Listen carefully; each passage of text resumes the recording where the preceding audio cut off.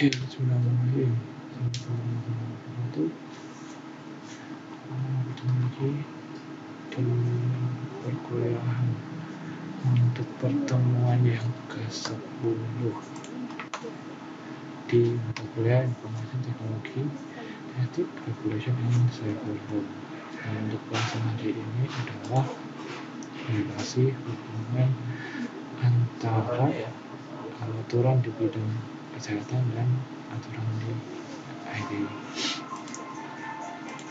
Bahasan kita atau capaian yang ingin dicapai pada pembelajaran di pertemuan 10 ini adalah mahasiswa dapat menganalisis relasi hubungan antara aturan-aturan yang ada pada bidang kesehatan dalam menerapkan informasi teknologi, sehingga nanti harapannya teman-teman bisa mendapatkan atau bisa menghubungkan aturan-aturan tersebut. Jadi saat teman-teman membuat sebuah aturan atau sebuah aplikasi IT, teman-teman sudah tahu aturannya, khususnya di bidang kesehatan, karena banyak sekali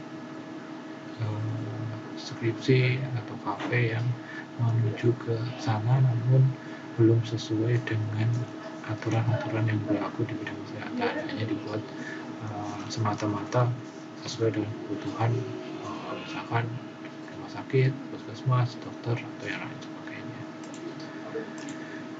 Nah, lalu untuk materi yang diajarkan adalah yang pertama, teman-teman akan kita bawa untuk menganalisis aturan-aturan di bidang kesehatan terlebih dahulu karena kita sedang fokus di bidang kesehatan. Berikutnya teman-teman bisa memahami aturan bidang kesehatan itu seperti apa saja. Setelah kita analisis, kita bisa memahaminya dan dilanjut dengan merangkum aturan bidang kesehatan yang berkaitan dengan aturan IT serta menganalisis relasi hubungan antara bidang kesehatan dan bidang IT itu sendiri. Jadi aturan-aturannya hasil akhirnya adalah teman-teman bisa mencapai menganalisis relasi hubungan antara aturan-aturan yang berkesinambungan di bidang kesehatan dan bidang IT. Next. Nah, pertanyaan besarnya, apakah di bidang kesehatan itu butuh IT sebenarnya? Nah, di sini saya menggambarkan ada dua buah gambar apel, yang mana yang satu merupakan apel yang menjadi kebutuhan dan ada apel yang menggambarkan keinginan. Nah, ini nanti harus bisa membedakan juga teman-teman di sini, karena jangan sampai kita merancang sebuah informasi teknologi di bidang kesehatan, tapi ternyata itu hanya keinginan saja, karena bukan berarti itu salah, tapi itu juga menjadikan kita bisa dibilang tidak maksimal dalam membuat IT tersebut, karena basicnya hanya keinginan dari teman-teman. Bahkan biasanya saat teman-teman membuat sebuah aplikasi, teman-teman hanya ingin membuat saja, tapi kebutuhan dari rumah sakit, kebutuhan dari dokter, kebutuhan dari pasien tidak diindahkan. Nah, itu yang menjadikan nanti IT-nya tidak maksimal. Jadi kita harus tahu dulu di bidang kesehatan itu butuh atau enggak sebenarnya dari IT itu sendiri. Nah, kalau teman-teman semuanya bisa mengatakan, oh, IT di kesehatan itu butuh kok. Nah, berikutnya, yang dibutuhkan itu untuk apa IT di bidang kesehatan tersebut? Karena seperti yang teman-teman sudah pelajari di mata kuliah sebelumnya, kita tahu bahwasanya ada IT itu bisa digolongkan sebagai 3 status. Ada yang menjadi key operational, ada yang menjadi key enabler, ada yang menjadi competitive advantage. Yang mana yang sekarang harus dikejar? Nah, apalagi di masa pandemi seperti sekarang ini. Jadi IT sekarang jadi masuk yang mana nih? apakah hanya operasional untuk mendukung operasional saja, apakah bisa menjadi competitive advantage untuk terus mendapatkan pasien dan lain sebagainya, atau hanya penambah saja atau hanya saja bagi perusahaan atau organisasi yang bergerak dalam bidang kesehatan ini. Itu nanti harus teman-teman kaji lebih lanjut agar teman-teman bisa menentukan aturan yang mana nih yang harus kita pakai, karena ada perbedaan antara pasti dari yang digunakan untuk operasional, ada yang digunakan untuk competitive advantage, pasti beda nanti aturannya dan peraturan yang digunakan, atau hanya sebagai enabler saja. Maka prioritas dan aturannya pun akan berbeda. Next, seperti apa IT yang diperlukan?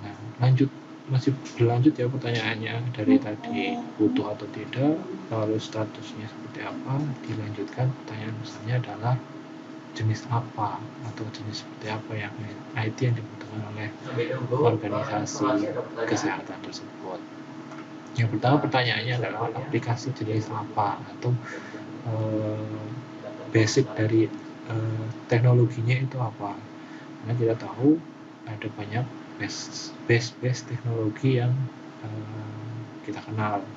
Jadi misalkan desktop atau berbasis web atau bahkan berbasis mobile yang teman-teman mungkin semuanya pakai, atau mungkin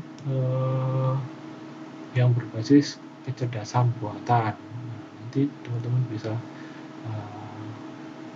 juga untuk diarahkan ke situ. Karena sekarang juga trennya basicnya adalah kecerdasan buatan, buat robot lah, ada yang untuk keperluan COVID lah, penanganan pasien lah, dan lain sebagainya. Itu banyak yang sudah mengarah ke jenis aplikasi-aplikasi tersebut. Maka kita juga harus tahu dan pahami, ada nggak nih aturan untuk standar pembuatan robot misalkan, atau standar pembuatan aplikasi berbasis mobile, berbasis web, dan lain sebagainya di kesehatan.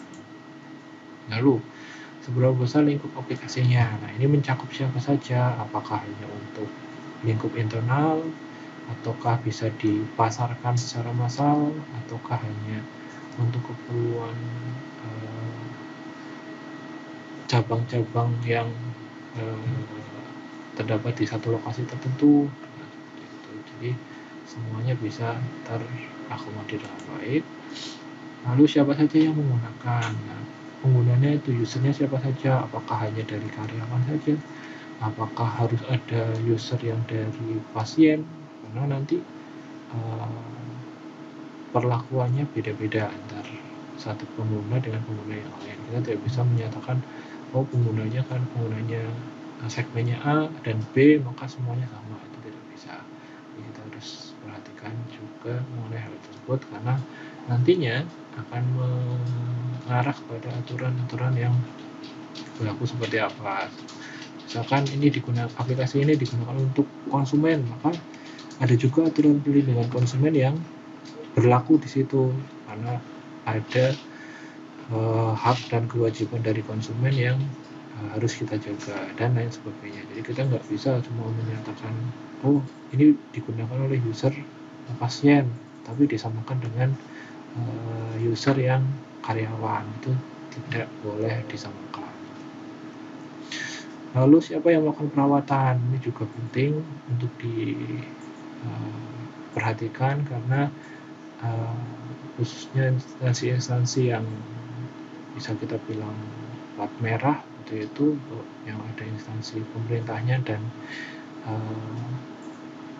itu pasti ada pimpinan tingginya. Nah, itu harus kita pikirkan siapa nih yang melakukan perawatan untuk aplikasi atau sistem atau bahkan teknologi yang kita terapkan. Kalau tidak, nantinya juga akan menyusahkan juga, karena pelaporannya harus tetap dijaga tapi tidak bisa dipertanggungjawabkan dengan baik. Nah, bahkan kita juga akan merucut kepada satu pertanyaan besar lainnya, yaitu apakah kita perlu aplikasi tersebut. Nah, jangan-jangan kita sudah tahu nih jenis aplikasi apa yang kita butuhkan, besarnya seperti apa, siapa yang menggunakan dan siapa yang melakukan perawatan dan lain sebagainya, tapi ternyata pertanyaan penting ini tidak bisa kita jawab. Jadi kita harus perlu pertanyakan terlebih dahulu, perlu atau tidak aplikasi tersebut. Jangan-jangan ya tadi balik lagi ke pertanyaan, apakah itu hanya keinginan saja atau itu memang kebutuhan yang pokok dari instansi atau organisasi yang ada khususnya di bidang kesehatan ini. Nah, berikutnya kita masuk ke pembahasan kita yang pertama, yaitu kita coba sedikit mencari aturan mana sih yang perlu diikuti dalam, khususnya ini yang pertama adalah di bidang kesehatan yang terlebih dahulu. Kita mau ikut aturan yang mana sih? Apakah aturan si A, si B, atau si C? Nah, di sini saya ada dua aturan besar yang menurut saya bisa digunakan dalam kepala kita sebagai orang sistem informasi untuk menentukan apakah sistem informasi yang kita akan bangun atau mungkin kita sedang bangun itu sesuai dengan aturan-aturan yang berlaku di dunia kesehatan. Yang pertama adalah Peraturan Menteri Kesehatan Republik Indonesia Nomor 97 Tahun 2015 tentang Peta Jalan Sistem Informasi Kesehatan tahun 2015 sampai 2019. Nah, walaupun kita sudah di tahun 2020, tapi karena aturan yang terbarunya belum muncul, dimungkinkan kita masih menggunakan roadmap atau peta jalur sistem informasi kesehatan tahun 2015 sampai 2019 ini. Jadi kalau teman-teman ingin katakanlah membuat, kayaknya nih bisa membuat aplikasi ini, nanti teman-teman bisa cek dulu di Peraturan Menteri Nomor 97 tahun 2015 ini. Jadi teman-teman, sistem informasinya itu sesuai dengan kebutuhan, karena jelas karena sudah ditetapkan di atau sudah ditentukan dalam peta jalan sistem informasi kesehatan tahun 2015 sampai 2019. Mungkin ada beberapa sistem yang belum diimplementasikan di aturan ini, yang sekarang mungkin kita belum tahu. Lah, itu bisa teman-teman pakai untuk dijadikan penelitian atau mungkin nantinya digunakan untuk bisnis itu.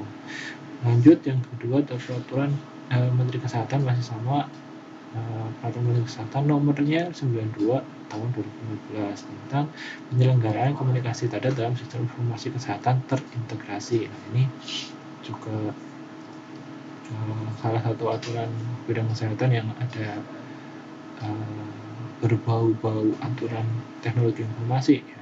Jadi bisa teman-teman nanti cek di dua aturan ini, yang mana yang pertama nomor 97 tahun 2015 dan nomor 92 tahun 2014. Ini dua aturan yang saya jadikan referensi utama untuk pembahasan kita di pertemuan ini ya. Jadi slide ini akan digunakan untuk pertemuan ke-10 dan yang ke-11 untuk mata kuliah kita. Ini kita akan lebih fokus pada dua aturan ini, yang harapannya teman-teman nanti saat mau membuat sistem informasi di bidang kesehatan, teman-teman harus cek dulu di Permenkes nomor 97 tahun 2015, dan kalau untuk mengecek sistem informasi yang bentuknya ada terintegrasi, teman-teman bisa cek di Peraturan Menkes nomor 92 tahun 2014. Nah, sekarang kita coba untuk sedikit masuk lebih dalam lagi ke Permenkes RI nomor 92 tahun 2015, khususnya di pasal 15. Di sini saya sedikit menyoroti aturan yang ada di sana untuk kita coba sedikit identifikasi.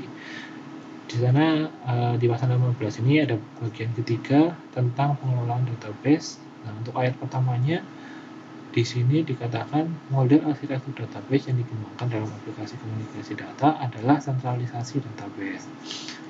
Berikutnya, ayat 2-nya berbunyi sentralisasi database yang dimaksud dalam ayat 1 merupakan database yang menampung data yang dikelola aplikasi komunikasi data terpusat pada server pada database di kementerian. Nah, ini pasal ini menurut saya cukup menarik untuk diidentifikasi. Jadi secara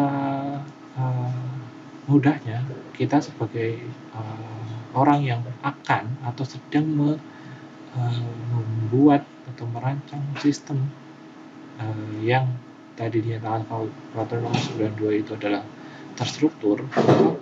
Kalau kita mau membuat sebuah database, di sini dinyatakan di pasal 15 ini database yang harus dibuat adalah database yang bentuknya sentralisasi database. Nah, lalu coba kita breakdown lebih dalam lagi mengenai pasal ini per ayatnya. Maksudnya apa sih? Gitu. Nah, di ayat pertama, seperti yang tadi sudah teman-teman dengar sendiri atau teman-teman sudah bisa baca bahwasanya model arsitektur database yang dikembangkan dalam aplikasi komunikasi data di yang sesuai dengan peraturan Menteri Kesehatan RI nomor 92 tahun 2015 pasal 15 ini adalah hal sentralisasi database. Jadi database-nya adalah database yang tersentralisasi. Maka dari pengetahuan hukum yang ada atau yang bisa kita ketahui dari aturan tersebut dari pasal 15 ayat 1 ini, yang pertama adalah pertanyaannya apa sih yang boleh? Nah, yang boleh berarti adalah model arsitektur database yang dibangun itu harus bentuknya sentralisasi. Nah, yang dilarang apa? Artinya yang dilarang secara mudahnya adalah selain sentralisasi itu tidak boleh atau tidak diperbolehkan. Bukan berarti nantinya, menurut saya mungkin bukan berarti harus sentralisasi betul-betul, tapi karena di sini ayat tersebut merujuknya ke situ, maka kita harus membuat sebuah database yang tersentralisasi. Dan pemahaman hukum yang ada di aturan pasal 15 ayat 1 ini isinya jelas berisi himbauan bagi pembuat sistem atau perancang sistem atau kita itu dalam menggunakan model database itu harus dalam model yang database tersentralisasi. Tujuannya ya kita bisa tahu sendiri apa sih tujuan dari sentralisasi data itu. Nah, ini mungkin bisa teman-teman nanti jawab di diskusi kita. Tujuannya apa nih kira-kira kalau kita bikin sebuah database yang tersentralisasi, dan juga manfaatnya juga apa nih, keuntungan dari kita melakukan atau membuat model database yang tersentralisasi itu apa sih itu. Nah, namun kita juga perlu mengetahui, karena ini bentuknya pasal, kita nggak bisa dong hanya mengetahui satu ayat saja. Nah, nanti paradigmanya jadi salah atau pemahamannya jadi salah, karena tadi saya bilang kok harus sentralisasi sih gitu. Kenapa nggak boleh, kan ada desentralisasi, kenapa nggak boleh desentralisasi gitu. Nah, mungkin nomor ayat 2 ini ya yang menjawab dari pertanyaan tersebut. Nah, sentralisasi data yang dimaksud pada ayat 1 itu merupakan database yang menampung data yang dialokasi atau dikelola aplikasi komunikasi data terpusat pada server database di kementerian. Artinya ini bentuk database-nya adalah pada server atau database kementerian itu sendiri. Nah, hasilnya itu apa? Nanti pasti ada ayat-ayat atau pasal-pasal lain yang mengikuti aturan ini, sehingga teman-teman harus mengidentifikasi lebih lanjut kelanjutan dari aplikasi pasal-pasal di peraturan Menteri Kesehatan ini nomor 92 tahun 2014. Apa saja nih saat membuat sebuah aplikasi yang dibutuhkan selain database, karena ini baru bagian database yang kita bahas. Dan untuk pengetahuan dan pemahaman hukumnya, saya akan jadikan itu sebagai tugas evaluasi di pertemuan 10 minggu depan gitu ya. Jadi silakan dituliskan pengetahuan hukum tentang ayat 2 ini, pasal 15 ayat 2, dan pemahaman hukumnya sebagai tugas nomor 1 dan tugas nomor 2. Dan yang seperti tadi saya bilang, masih banyak lagi yang bisa teman-teman gali dari undang-undang itu tadi, dan ini akan menjadi tugas teman-teman di pertemuan 10 ini untuk coba mencari tahu sebanyak mungkin peraturan atau aturan-aturan yang terdapat pada Permenkes RI nomor 92 tahun 2014 ini yang ada hubungannya dengan pembuatan atau perancangan sebuah teknologi informasi, sehingga nanti kita betul-betul sesuai kebutuhan yang kita butuhkan, selalu ada pada aplikasi yang kita buat. Pesannya untuk pertemuan kali ini adalah kita sebagai orang sistem informasi itu berperan, maksudnya ada salah berpesan saya, berperan sebagai penghubung antara user dan programmer. Nah, kalau kita tidak bisa menghubungkan pesan-pesan dari user ke programmer, maka kita nggak akan bisa membuat sistem atau aplikasi yang sesuai. Karena itulah kita harus mengetahui keinginan semua pihak. Jadi dari pihak kesehatan itu mintanya seperti apa, bidang kesehatan ataupun bidang-bidang yang lainnya, dan kita transformasikan kepada programmer untuk kita bisa buatkan sebuah aplikasi yang lebih baik lagi. Dan ini merupakan slide terakhir. Terima kasih. Untuk pertemuan selanjutnya kita akan bahas hasil kerja teman-teman dari tugas yang ada. Yang tadi pertama adalah tugas 1 dan 2 itu, nomor 1 dan 2 itu akan teman-teman bahas di forum. Dan untuk tugas tertulisnya yang nanti akan dikumpulkan yaitu ini, cari sebanyak-banyaknya pasal yang ada pada slide 8 tadi, atau namanya peraturan Menteri Kesehatan nomor 92 tahun 2014 tentang yang hubungannya dengan pembuatan sistem informasi di bidang kesehatan. Jadi apa saja selain database tadi pastinya ya. Jadi database sudah, nanti yang lainnya seperti apa, mungkin jaringannya, mungkin kebutuhan teknologinya dan lain sebagainya, itu silakan dicari sebanyak mungkin, nanti akan jadi tambahan di nilai tugas. Dan pasti ini juga akan menjadi informasi, mungkin ini juga akan dijadikan sebagai salah satu penilaian dalam absensi di pertemuan ke-7, karena kita hanya akan melakukan pertemuan 6 minggu saja, tapi dihitungnya 7 minggu pertemuan, sehingga nanti tugas ini dan nanti di tugas di video-video berikutnya akan menjadi penilaian untuk absensi pertemuan ke-7 itu tersebut. Dan untuk pengumpulannya nanti akan saya share di forum diskusi di kuliah online Amkom Purwokerto. Jadi nanti teman-teman langsung cek saja di forum kelas online kita. Jadi itu, terima kasih banyak untuk pertemuan hari ini, untuk videonya. Dan mungkin jika ada hal-hal yang ingin dibahas lebih lanjut, kita bisa lakukan pembahasan itu di forum diskusi. Semua pertanyaan ataupun nanti jawaban-jawaban yang perlu teman-teman dapatkan akan kita diskusikan di forum diskusinya. Dan pastikan teman-teman melakukan konfirmasi absensi setiap selesai melakukan perkuliahan di hari Kamis, begitu ya, karena dimungkinkan jika teman-teman melakukan konfirmasi di luar hari akan ada sedikit permasalahan untuk sistemnya, karena kita hampir 100% melakukan kegiatan pembelajaran melalui online dari rumah, seperti itu ya. Jadi harapannya teman-teman rajin dalam melakukan konfirmasi dan lain sebagainya yang hubungannya dengan sistem informasi. Seperti itu saja. untuk perkuliahan hari ini. Terima kasih atas perhatian teman-teman. Saya tunggu diskusinya di forum. Assalamualaikum warahmatullahi wabarakatuh.